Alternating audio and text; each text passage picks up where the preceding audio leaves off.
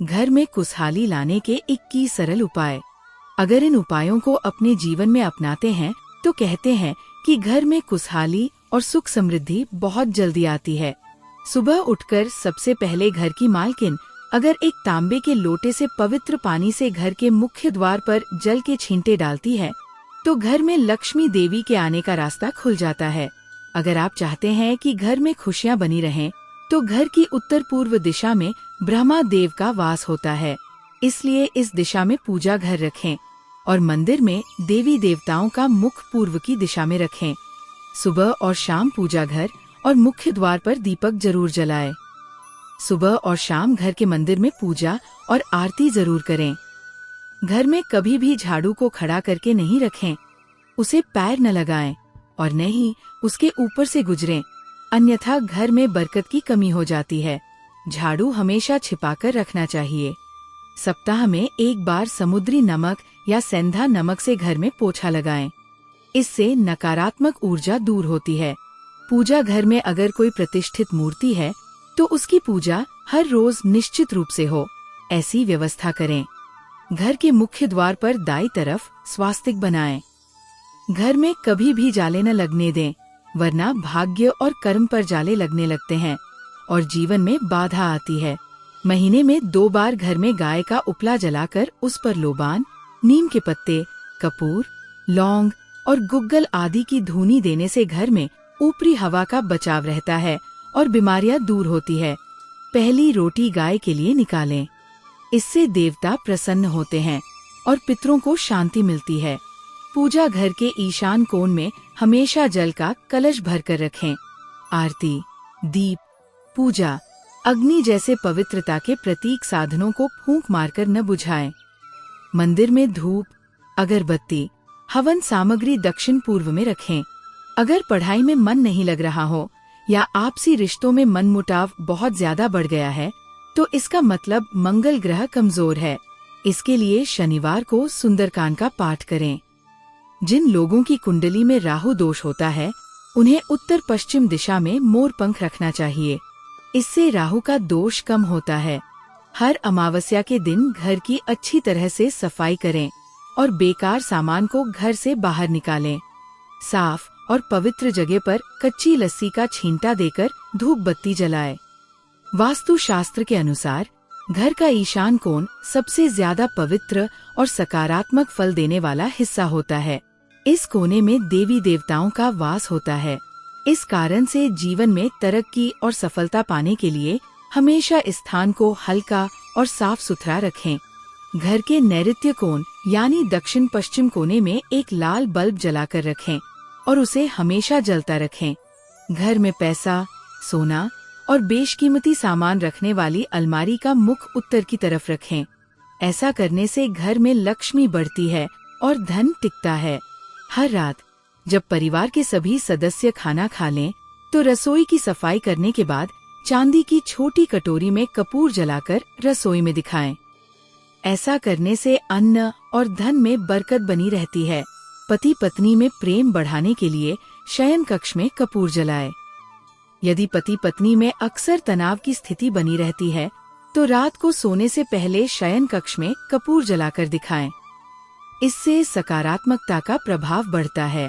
घर में प्रवेश है तो एक द्वार ही रखें। वास्तु शास्त्र के अनुसार घर के मुख्य द्वार पर 3 दरवाजे अशुभ माने जाते हैं। घर में प्रवेश उत्तर और पूर्व की दिशा में हो, यह बेहतर होता है। दक्षिण दिशा में भूलकर भी द्वार न बनाएं। वास्तु शास्त्र के अनुसार तुलसी का पौधा बहुत ही पूजनीय और सकारात्मक प्रभाव वाला माना जाता है।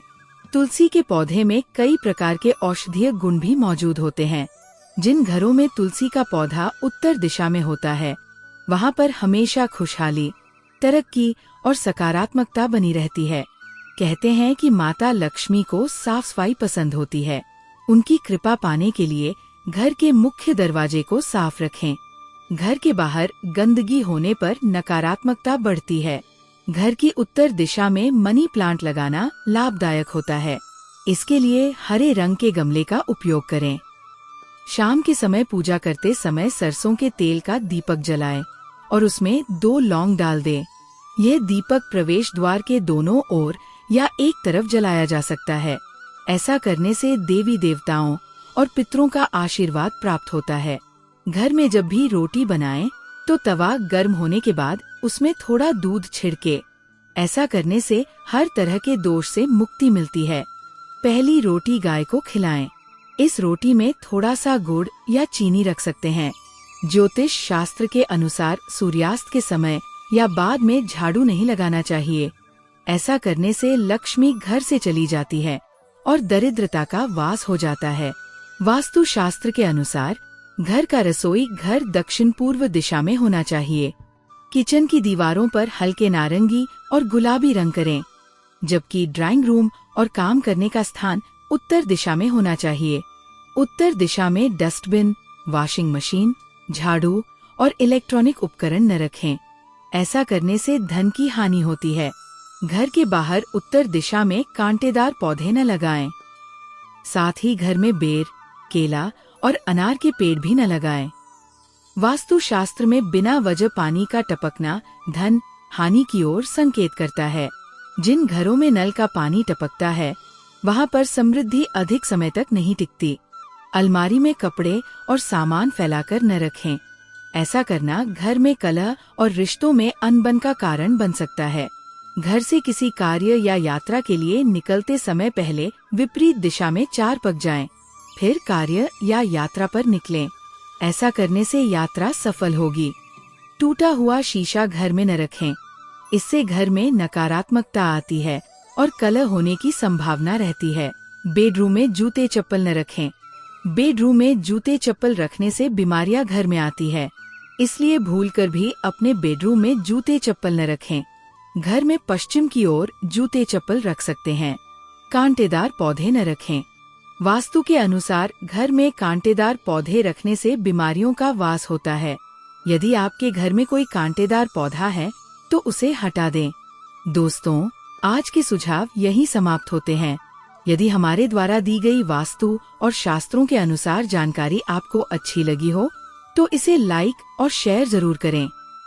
ऐसी और जानकारियों के लिए हमारे चैनल आध्यात्मिक ज्ञान को सब्सक्राइब करें। धन्यवाद। श्री शिवाय नमस्तुभ्यम। दोस्तों, आप सभी लोग जानते हैं कि 16 अप्रैल 2024 को चैत्र नवरात्रि मंगलवार की अष्टमी आने वाली है। दोस्तों, इसी दिन किया जाने वाला पंडित जी द्वारा बताया गया 5 कनीर के फूल वाला उपाय आप लोगों को जरूर करना चाहिए, क्योंकि दोस्तों ये एक ऐसा उपाय है जो करने के बाद आपको पूरे साल कोई और उपाय करने की जरूरत नहीं है। ये सबसे बड़ा और नया उपाय है जिसे पंडित जी ने अपनी सीहोर की कथा में बताया है। इस उपाय को हम आपको बहुत अच्छे से समझाने वाले हैं। इस वीडियो को देखने के बाद इस उपाय को समझने के लिए आपको किसी और वीडियो को देखने की जरूरत नहीं पड़ेगी। तो चलिए दोस्तों, उपाय को शुरू करते हैं। ये दिन बहुत खास और महत्वपूर्ण होता है।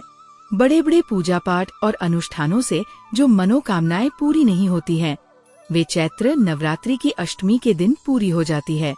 बहुत सारे लोगों ने इस उपाय को किया है और उन्हें इसका फल जरूर मिला है। अगर आप भी इस उपाय को चैत्र नवरात्रि की अष्टमी के दिन करना चाहते हैं तो पहले इसे अच्छे से समझें और उसके बाद करें। इस उपाय को करने से आपके घर की किसी भी प्रकार की दुख और समस्याएं दूर हो सकती है। चाहे आपको समस्या का कारण पता हो या न हो, जैसे पितृदोष, मंगल दोष या अन्य कोई दोष। इस उपाय को करने के लिए दोष का पता लगाने की जरूरत नहीं है। इस दिन 5 कनीर के फूल वाला उपाय जरूर करें। सबसे पहले इस उपाय को किस समय करना है, ये समझना जरूरी है। यह उपाय मुख्य रूप से सुबह के समय किया जाता है। यदि सुबह के समय इसे करना संभव न हो तो शाम के प्रदोष काल में भी इसे किया जा सकता है। प्रदोष काल का समय शाम 6 बजे से 7 बजे तक होता है। इस समय के दौरान उपाय करने से भी आपको इसका फल जरूर मिलेगा। ये उपाय वे सभी लोग कर सकते हैं जिनकी मनोकामनाएं हैं या जिनके जीवन में दुख और परेशानियां हैं। विशेष रूप से घर की माताएं और बहनें इसे कर सकती हैं, क्योंकि जब घर की लक्ष्मी यानी माताएं और बहनें ये उपाय करती हैं तो इसका फल बहुत जल्दी और बड़ा मिलता है। चाहे वो कोई भी व्यक्ति हो, बड़ा, छोटा, या बच्चा ये उपाय कर सकता है। अगर आप नौकरी या अन्य कार्यों में व्यस्त रहते हैं और समय पर ये उपाय नहीं कर पाते हैं, तो शाम के समय इसे जरूर करने की कोशिश करें।